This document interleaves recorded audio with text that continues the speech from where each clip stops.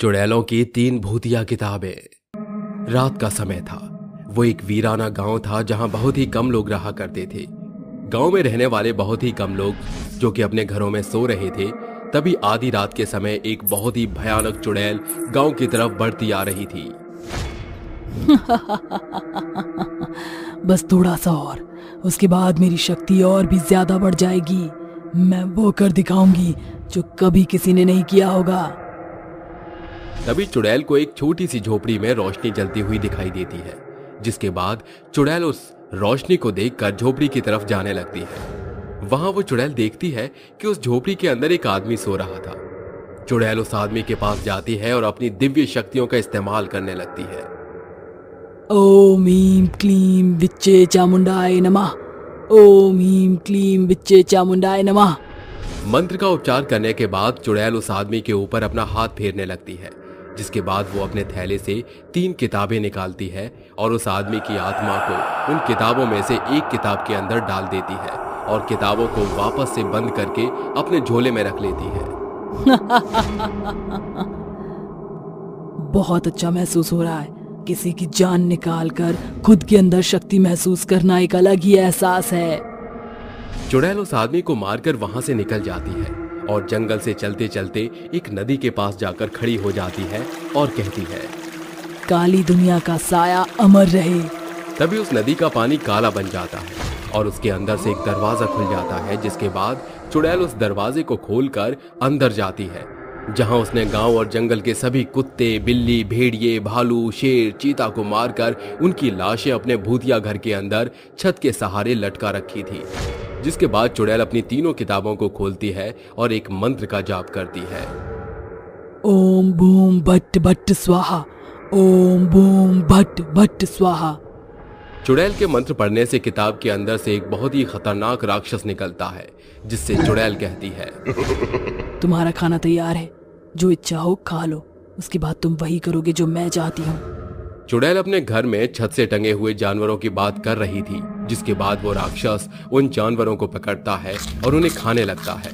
कुछ देर बाद चुड़ैल राक्षस से आकर कहती है, मुझे इस दुनिया की तबाही चाहिए। तुम वही करोगे जो मैं कहूंगी। जब तक मैं ना कहूं तब तक तुम्हें तबाही मचानी होगी और किसी को भी नहीं छोड़ना। तभी चुड़ैल अपनी एक भूतिया किताब से एक पन्ना फाड़ती है और उसे जलाने लगती है। उसके जलाते ही वो राक्षस और भी ज्यादा बलवान और आग के गोले जैसा बन जाता है। उसकी चमड़ी आग की तरह दिखने लगती है। तबाही तबाही तबाही, मैं मचाऊंगा इस दुनिया में तबाही। तभी वो राक्षस चुड़ैल के घर से बाहर निकल आता है और जंगल से दूसरे गांव में जाने लगता है।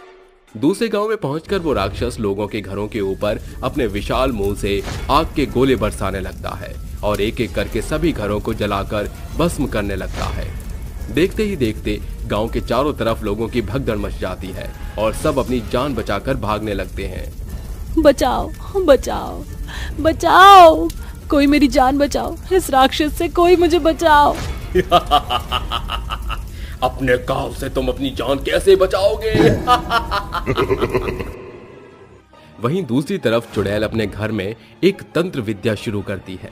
जो लोग गांव में राक्षस के हाथों मर रहे थे, वो धीरे धीरे चुड़ैल की एक भूतिया किताब के अंदर कैद होने लगते हैं। उनकी आत्मा निकलकर सीधा किताब में आ जाती है।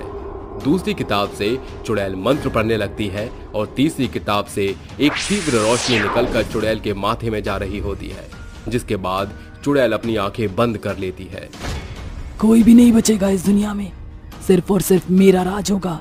मैं इन सभी इंसानों की आत्माओं को कैद करके इन्हें राक्षस में बदल दूंगी और इस दुनिया में सिर्फ मेरे गुलाम होंगे, जो मेरे हाथों से बने होंगे।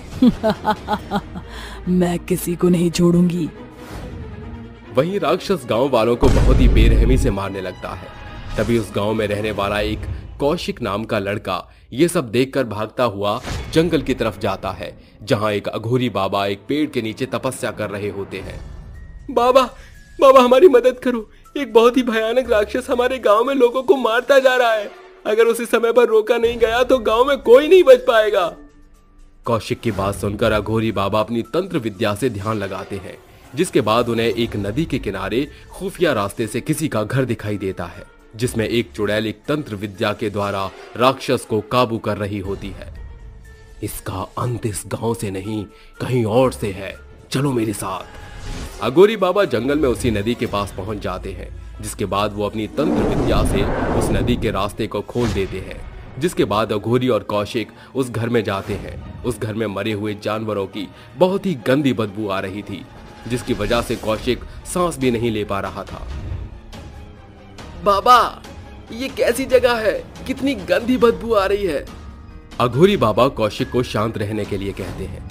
जिसके बाद अंदर जाते जाते वो उस चुड़ैल तक पहुंच जाते हैं। चुड़ैल पूरा ध्यान लगाकर अपनी तंत्र विद्या कर रही थी। उसके सामने 3 भूतिया किताबें खुली हुई होती हैं, जिनके अंदर से रोशनी निकल रही थी। पहली किताब के अंदर राक्षस के मरे हुए लोगों की आत्माएं जा रही थी, तो दूसरी किताब से मंत्र अपने आप निकल कर आ रहे होते हैं। तीसरी किताब के अंदर से एक रोशनी निकलकर चुड़ैल के माथे के अंदर जा रही होती है।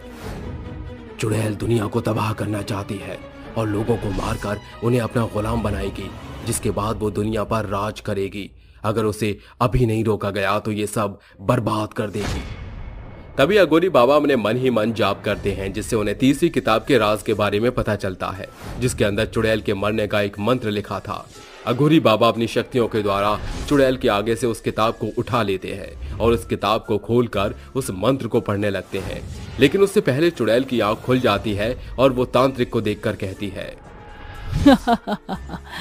अघोरी अपनी मौत को दावत देने के लिए यहाँ आया है, तो तुझे क्या लगा मेरी बरसों की मेहनत को यूं ही बर्बाद कर देगा? देखा अघोरी, सीधी तरह मेरी किताब मुझे लौटा दे, वरना अच्छा नहीं होगा। देख चुड़ैल, जो तेरा मकसद है वो मैं किसी भी कीमत पर पूरा नहीं होने दूंगा।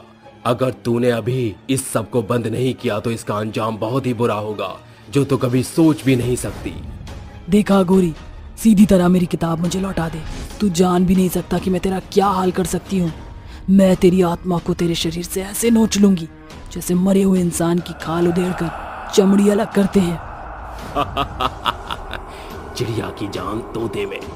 चुड़ैल, तो जानती है ना, अभी तेरी जान मेरे हाथों में है। मैं कुछ भी कर सकता हूँ और मैंने इसके अंदर का मंत्र भी पढ़ लिया है। अगर तूने ये सब अभी के अभी नहीं रोका तो तू हमेशा के लिए यहाँ से मुक्त हो जाएगी और फिर तेरी बरसों की मेहनत पर पानी फिर जाएगा, या फिर ये कहूँ कि तेरा सर्वनाश हो जाएगा। रुक जाओ, ऐसा कुछ मत करना। मैं ये सब बंद कर दूंगी, किसी को नुकसान नहीं पहुंचाऊंगी, लेकिन मेरी किताब मुझे वापस लौटा। चुड़ैल ये सब बोलती तो है, लेकिन मौका देखकर अघोरी पर वार करने की कोशिश करती है। तभी अघोरी चुड़ैल के वार से बच जाता है और जल्दी से उस किताब को खोलकर उस किताब के अंदर का मंत्र पढ़ने लगता है, जिसे पढ़ने के बाद चुड़ैल का बहुत बुरा हाल हो जाता है। जटाटवी गलत जल प्रभा पावित स्थले गले लंब लंबिता भुजंग तुंग मालिका demon demon demon Ninad one मन मनरियम चकार तंड तांडकम तनोतनु शिवा शिवम। अघोरी के मंत्र पढ़ते ही चुड़ैल का शरीर अपने आप जलने लगता है, जिसके बाद जिस किताब के अंदर लोगों की आत्माएं कैद होती जा रही थीं, उसके अंदर से सभी आत्माएं बाहर निकल गईं और सभी पहले की तरह जीवित बन गई।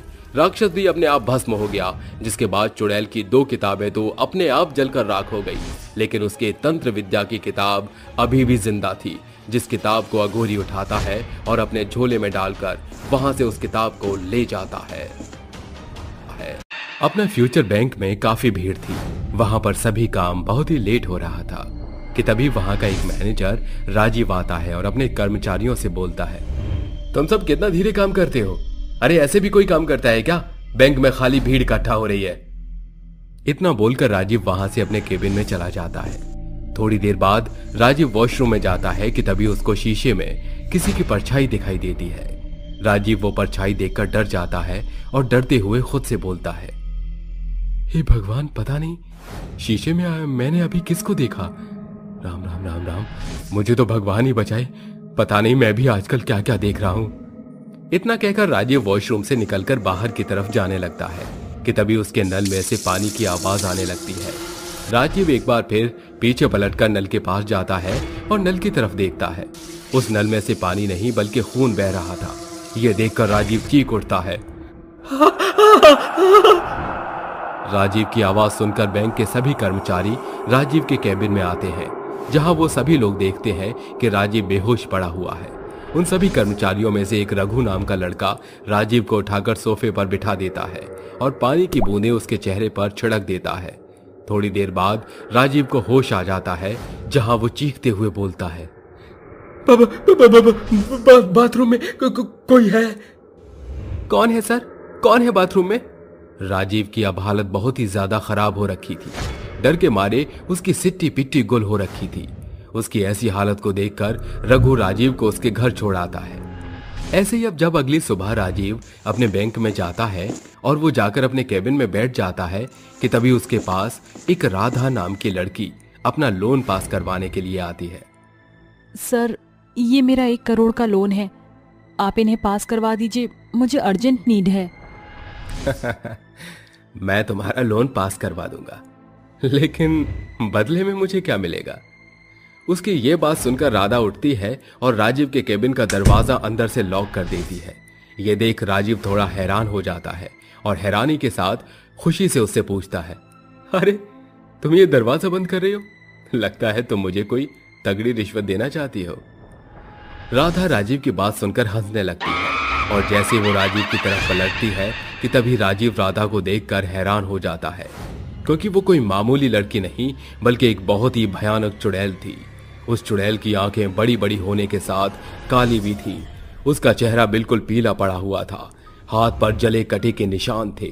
उसे देखकर राजीव भागने की कोशिश करता है कि तभी वो चुड़ैल उसका पैर पकड़कर हवा में 4 बार उल्टा घुमाती है और उसे फुटबॉल की तरह लात मारकर उसे उसके केबिन से बाहर फेंक देती है। राजीव अपने केबिन के शीशे का दरवाजा तोड़ते हुए सीढ़ियों से नीचे गिर जाता है और इस तरह उसकी एक भयानक मौत हो जाती है। ये देख बैंक के सभी कर्मचारी बहुत ही डर जाते हैं और उसकी लाश को देखकर कर्मचारियों के साथ साथ कस्टमर की भी भीड़ इकट्ठा कर लेते हैं।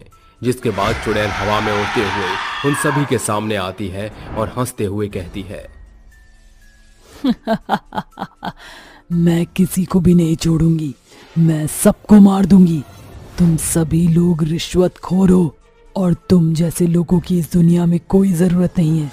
जो भी रिश्वत लेगा मैं उसे मार दूंगी। इतना बोलकर चुड़ैल एक बार फिर एक कर्मचारियों को हवा में उड़ाती है और उसे कच्चा चबा जाती है।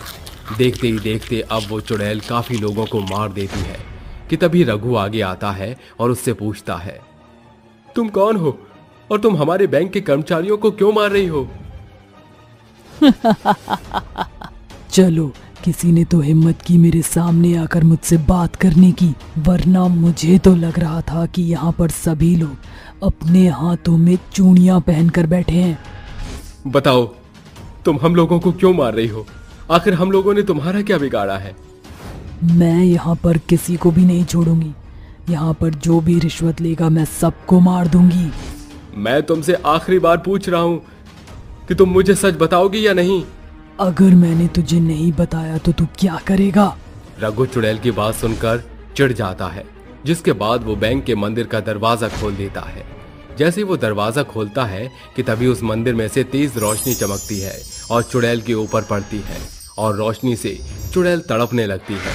तड़पते हुए वो चुड़ैल बोलती है, बताती हूँ, लेकिन इससे पहले तुम ये मंदिर का दरवाजा बंद करो, वरना मैं अपनी मौत का बदला नहीं ले पाऊंगी। मौत का बदला? कैसी मौत का बदला?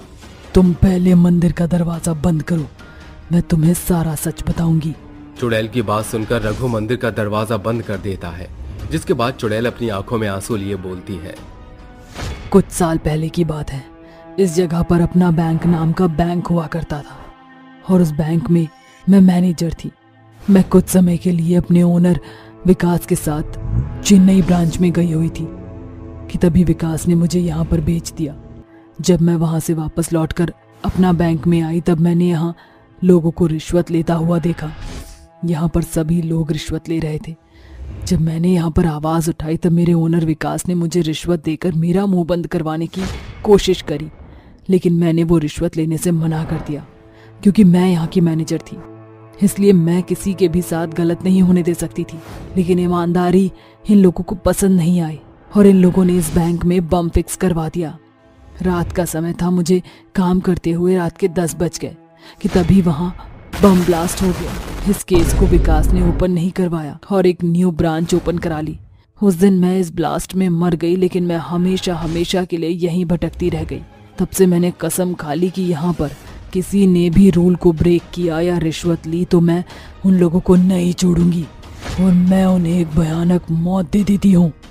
हाँ, तेरे साथ बहुत ज्यादा गलत हुआ, लेकिन हर इंसान रिश्वतखोर नहीं होता। तू अपनी मौत का बदला हर कर्मचारियों को मार कर नहीं ले सकती। तू यहाँ से चुपचाप चली जा। रघु चुड़ैल से बात कर ही रहा था कि तभी विकास अपने बैंक में आ जाता है और उस चुड़ैल को देख बहुत ही डर जाता है। डर के मारे वो भागने लगता है कि तभी चुड़ैल उसको हवा में उल्टा लटका देती है और उससे बोलती है, इतने सालों से मैं तेरा ही तो इंतजार कर रही थी, आखिरकार तू यहाँ पर आ ही गया। मुझे छोड़ दो, मुझे माफ कर दो, मुझे जाने दो।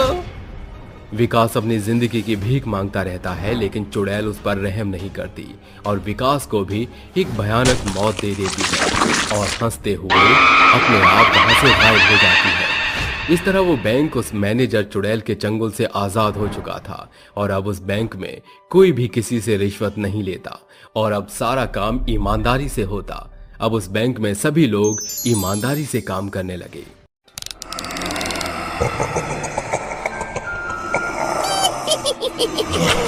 रात के अंधेरे में गांव का एक मोहित नाम का लड़का अपनी साइकिल पर जंगल के रास्ते काम से अपने घर वापस लौट रहा था।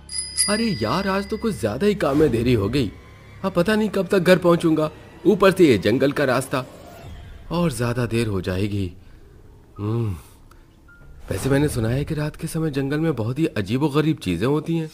अच्छा होगा मैं समय रहते यहाँ से निकल जाऊं। मोहित वहां से घर जाने लगता है कि तभी उसे पास की झाड़ियां हिलती हुई नजर आती हैं, जिन्हें देखकर मोहित कहता है, ये क्या, ये झाड़ियां ऐसे क्यों हिल रही हैं? कहीं कोई इसके पीछे तो नहीं है? तभी अचानक से कुत्ते के घुरघुराने की आवाज आने लगती है। लगता है कोई कुत्ता इन झाड़ियों के पीछे छुपा हुआ है। क्या करूं, उसे देखूं या फिर यहाँ से निकल जाऊं? मोहित सोच ही रहा होता है, इतने में कुत्ते के घुरघुराने की आवाज दोबारा से आती है, जिसके बाद उससे रहा नहीं जाता और वह अपनी साइकिल एक तरफ खड़ी करके झाड़ियों के पास जाने लगता है।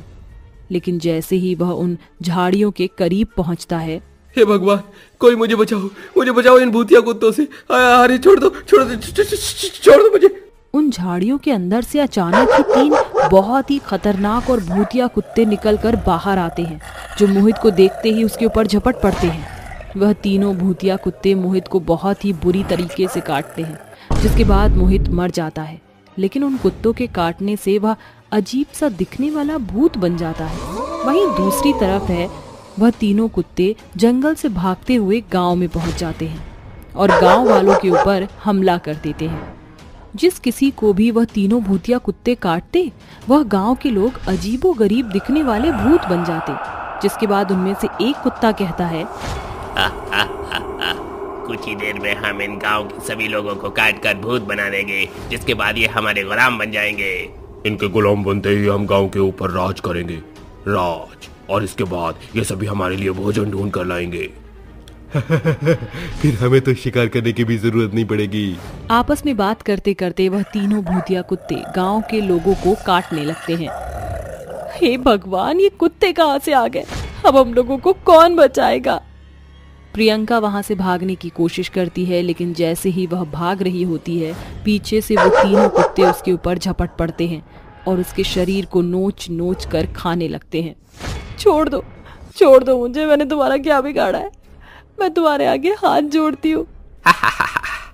तुझे कैसे छोड़ दे? तुझे छोड़ दिया तो तू मेरे गुलाम कैसे बनेगी? इसको भी काट के हमें अपना गुलाम बनाना है, ताकि ये हमारे लिए सारे काम करे।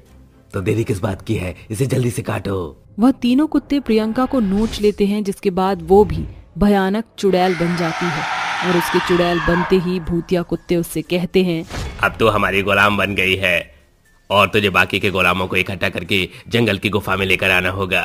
समय रहते अगर तू हमारे गुलामों को हमारे पास नहीं लेकर आई तो तेरा वो हाल होगा जो तूने कभी सपने में भी नहीं सोचा होगा। हमें तेरी आत्मा को इतना तड़पाएंगे कि तू दोबारा जन्म लेने से पहले 100 बार सोचेगी।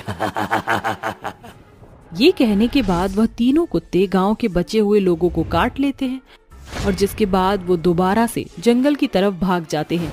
लेकिन उनमें से एक राघव नाम का छोटा सा बच्चा एक रेड़ी के नीचे छुप जाता है, जो किसी को भी दिखाई नहीं देता। वहीं दूसरी तरफ प्रियंका गांव के सभी भूतों को इकट्ठा करके जंगल की तरफ ले जाने लगती है। जैसे ही गांव के सभी भूत प्रियंका के साथ जंगल में निकल जाते हैं, राघव रेड़ी से बाहर निकल आता है। हे भगवान, ये सब क्या था? हमारे गांव में ये भूत या कुत्ते कहां से आ गए? और इनके काटने पर गांव के सभी लोग भूत कैसे बन गए? मुझे तो कुछ समझ नहीं आ रहा। अब मैं क्या करूं, कहां जाऊं? तभी राघव की नजर एक जख्मी हालत में पड़े हुए बूढ़े आदमी के ऊपर जाती है, जो दर्द में तड़प रहा था। उसने राघव को अपनी तरफ बुलाया और उससे कहा, बच्चे मेरी बात को ध्यान से सुनो। ये लो, ये रुद्राक्ष की माला है। ये तुम्हें उन भूतिया कुत्तों से बचाएगी। हमारा गांव बहुत ही खतरे में है बच्चा। अगर तुम हमारे गांव को बचाना चाहते हो तो दूसरे गांव में एक बहुत ही प्रसिद्ध अघोरी बाबा एक पेड़ के नीचे तपस्या कर रहे होंगे। उन्हें जाकर ये संदेश दे दो। वो तुरंत हमारे गांव को बचाने के लिए यहाँ जरूर आएंगे। इतना कहते ही वह बूढ़ा आदमी मर जाता है, जिसके बाद राघव रुद्राक्ष की माला को अपने गले में पहन लेता है और अघोरी बाबा को अपने गांव में बुलाने के लिए निकल जाता है। वहीं दूसरी तरफ गांव के सभी भूतिया लोग जंगल में भूतिया कुत्तों की गुफा के अंदर पहुंच जाते हैं, जिसके बाद भूतिया कुत्ते उनसे कहते हैं, मेरे गुलामों, तुम्हें हमारे आका के लिए अपनी बलि चढ़ानी होगी। तुम्हारी बलि चढ़ाने पर हमारे आका हमसे खुश हो जाएंगे और हमारी सभी इच्छाओं को पूरा करेंगे, और हम उनसे इस पूरी दुनिया पर राज करने का वरदान प्राप्त कर लेंगे। चलो अब एक एक करके इन सभी गांव के लोगों की बलि चढ़ाते जाओ। गांव के सभी भूतिया लोग अपनी बलि चढ़ाने के लिए आग के अंदर कूदने वाले होते हैं, लेकिन तभी वहां पर तांत्रिक बाबा राघव के साथ पहुंच जाता है, जिसके बाद अघोरी बाबा उन तीनों भूतिया कुत्तों से कहता है, क्या कर रहे हो तुम तीनों? इन गांव वालों को छोड़ दो। इन्होंने तुम्हारा क्या बिगाड़ा है? तू यहाँ क्या करने आया है तांत्रिक? चला जा यहाँ से, वरना तेरी भी अपने देवता को बलि चढ़ा देंगे। मैं तुमसे आखिरी बार कहता हूँ, इन गांव वालों को छोड़ दो। अघोरी बाबा के कई बार समझाने के बाद भी भूतिया कुत्ते उसकी एक नहीं सुनते, जिसके बाद वह गांव के सभी भूतिया लोगों को अपने देवता के लिए बलि चढ़ाने के लिए कहते हैं। लेकिन इस बात से अघोरी बाबा बहुत गुस्सा हो जाते हैं और अपने झोले में से एक शीशे की बोतल निकालकर अपने मन ही मन एक मंत्र का जाप करने लगते हैं। वक्रतुंड महाकाय सूर्यकोटि समप्रभा निर्विघ्नं कुरु मे देव सर्वकार्येषु सर्वदा ओम।